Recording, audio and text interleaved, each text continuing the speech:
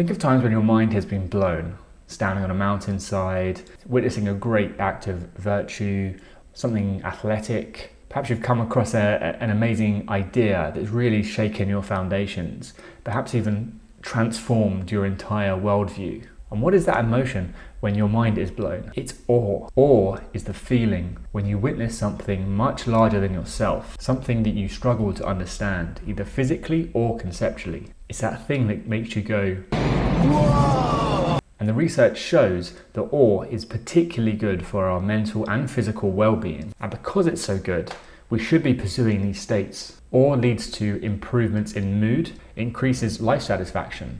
They've looked at people who have regular encounters with awe and wonder, and their life satisfaction is greater than those that don't have that propensity to awe. People that encounter awe regularly also have a greater sense of meaning in life. Awe is not just an emotion, but also an altered state of consciousness called a self-transcendent experience. Self-transcendent experiences blend the boundary between self and others. Studies of mindfulness, flow, awe, and mystical experiences have all found similar effects. So that said, how do we get more awe? How do we blow our own minds on purpose? To stimulate this incredible mental state, there are two requirements for it. The first is perceived vastness. The second one is a need for accommodation. Now, both of these sound kind of gobbledygook and scientific, but let's break those down. Perceived vastness is when we experience something, anything, that is much larger than the self. Common examples here are things like looking across a valley from a mountaintop or witnessing a great building, things that are obviously physically much larger. Need for accommodation is when we experience something new that the mind hasn't gotten used to. Something that is routine has already been accommodated into our worldview. The mental structures have sort of solidified around that way of being, that experience.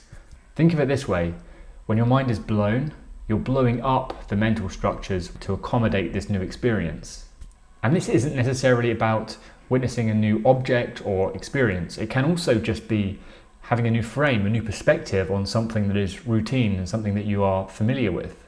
Okay, so that's the science behind what awe is. That's how we blow our mind, scientifically speaking.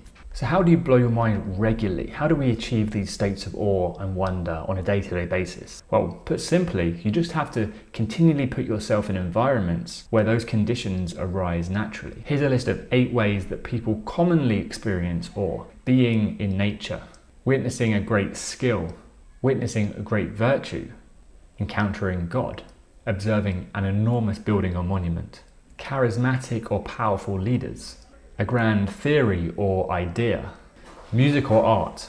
So an important consideration for achieving awe states regularly is finding novel experiences. Curiosity is really the name of the game here. You want to actively be chasing new ideas, not necessarily allowing them to come to you, but leaning out of your comfort zone, reading things that you wouldn't normally read, finding media that you wouldn't normally consume. Do things you haven't done before, meet new people, speak to people outside of your bubble, go to new places. If you're on social media, maybe follow accounts that feel a little bit jarring to you. And finally, you can expand the object or experience that you're having, any mundane object or experience, through systems thinking. I recommend watching my previous video on dependent origination to sort of work out how to pull a thread. And that is how you blow your mind without drugs. Whoa.